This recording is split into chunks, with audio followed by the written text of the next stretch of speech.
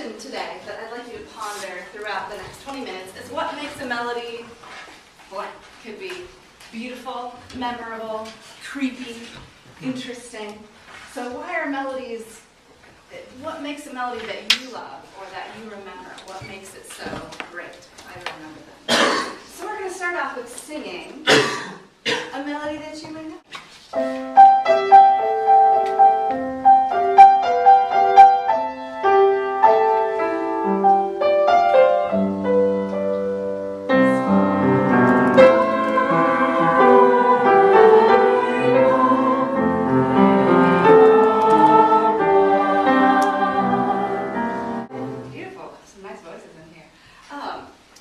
What makes this melody beautiful or memorable? The octave. Hannah, the octave leap? Yeah, the octave leap is really memorable. Good. Anybody else? What makes this melody beautiful? The skips. The skips? Yeah, we've got a couple different skips. We've got the octave in the beginning.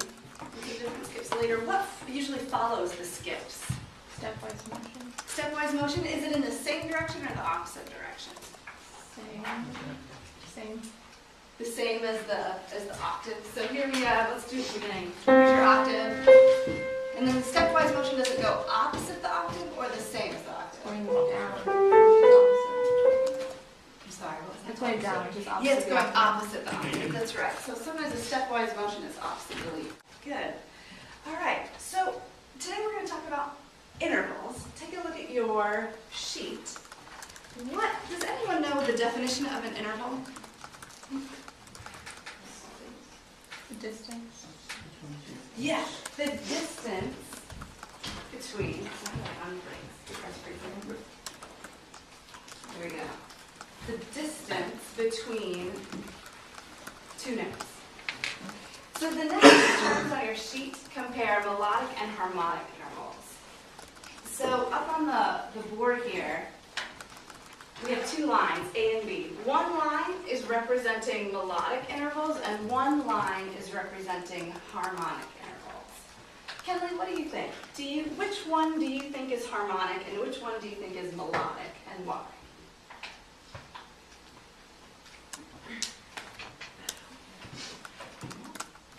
If you were to guess, what would you guess? It's okay if it's not right. Which one looks melodic and which one looks harmonic to you?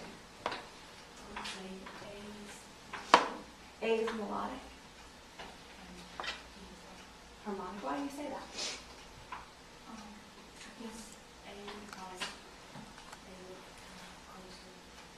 Closer together. Okay. In order to have a melody, do your notes need to be one after another, or do they need to be right coming at the same time? Like if you look at Over the Rainbow. Let's look at Over the Rainbow. Do these come one after another, or are they right on top of each other?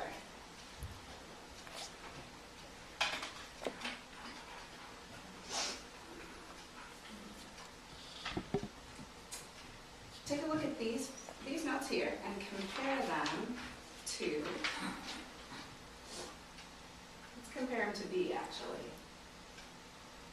Do you see how it's similar to a melody, like you can sing those one at a time? Can you sing two notes at the same time? No. So actually B is melodic and A is harmonic. So a melodic interval on your sheet, which is B, when two notes occur one after another. Other ways to describe it are successive, or horizontal, or going horizontally. And you could write those in on your sheet. So harmonic, which is A, harmonic is when two notes occur at the same time. So we're creating harmony.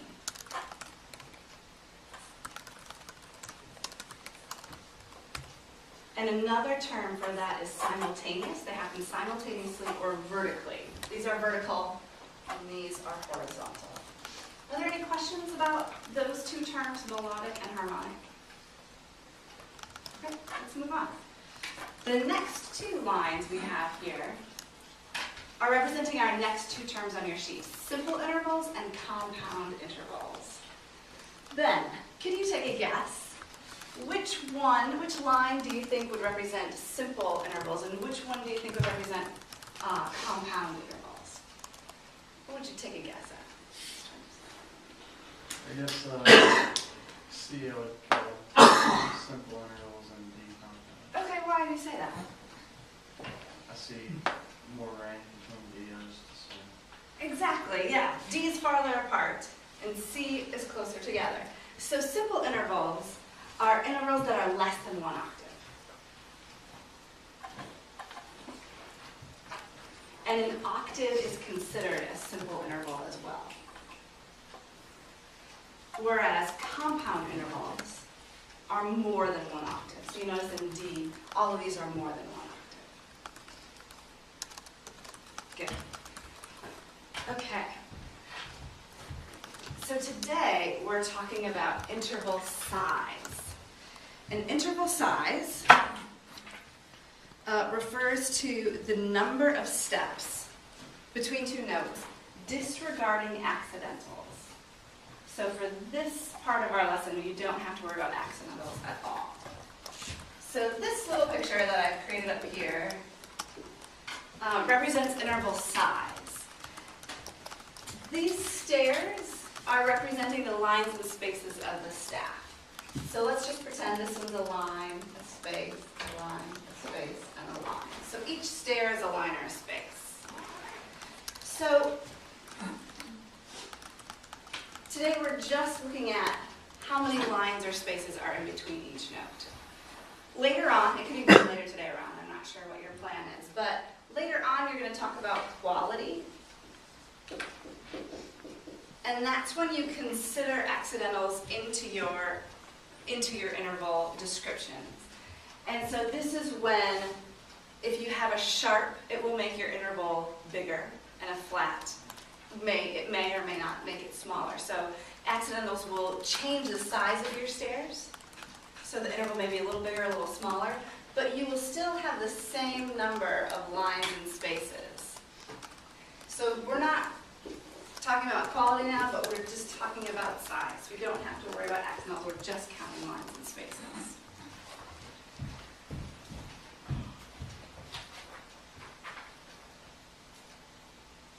So, let's see. This further up for you. Oops. There we go. So these examples represent unisons. How many steps is in a unison interval? How many steps? Sam, what do you think? 1 1 step. If you start on this space, or 0. do you go up? Exactly, 0. Good job. You don't go up any line. You don't go up any stairs. You don't go up to the next space or the next line. So 0. Very good. The next one.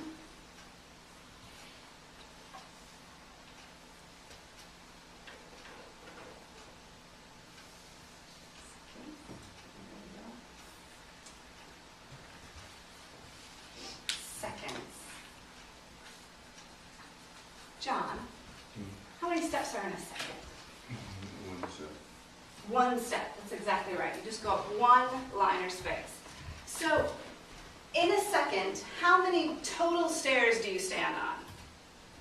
Stand on 2 steps. You stand on 2 steps, but how many steps do you go up? 1, exactly. So it's called a second, but you go up 1 stair. Okay? Good. Also, just make a note of how you draw seconds if they're harmonic. This is harmonic. So you draw seconds.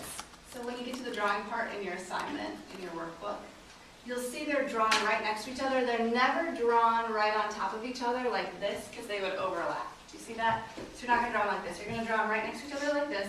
And typically the second one is to the right of the first one. All right, let's look at thirds. Brianna, how many steps are in a third? 2 steps. Excellent. Let's look at fourths. Elizabeth, how many steps are in a fourth? 3.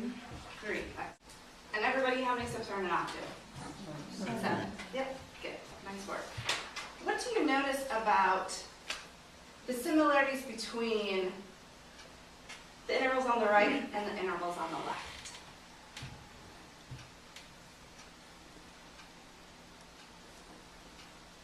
They're different kinds of intervals. Yeah. Yeah, they're different kinds, absolutely.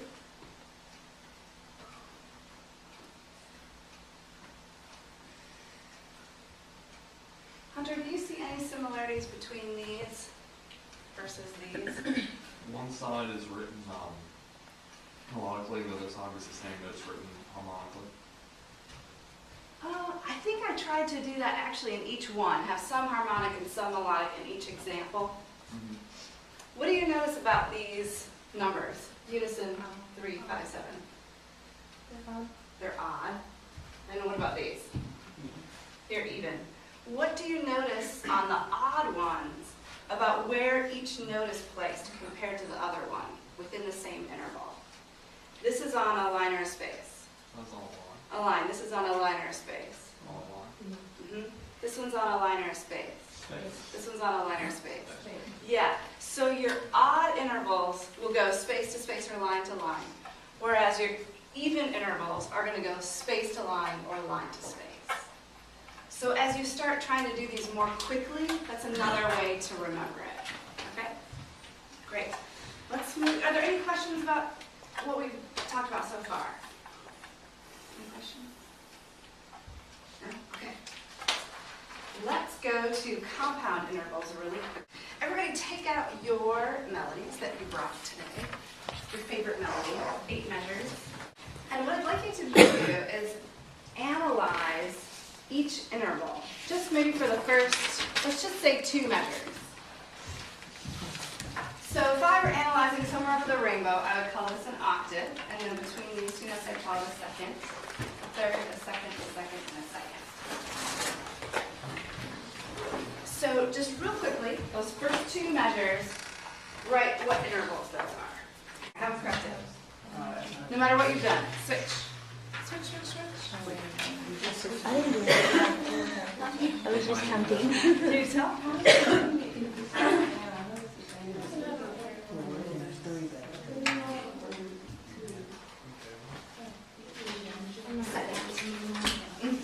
So what I should have done is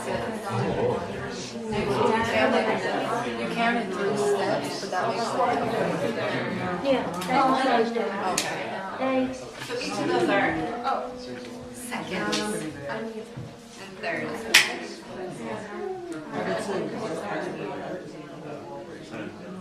Yeah, because you've got 1 step. The second you take to 1 step. I didn't know that.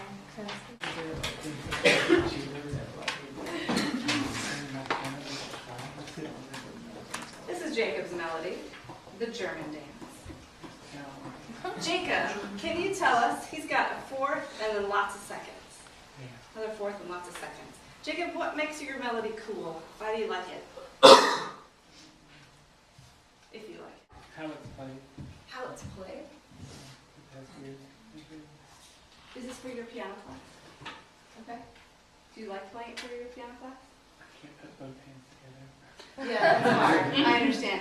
Let's just talk about the right hand. What makes it easy to play the first 2 measures of the right hand?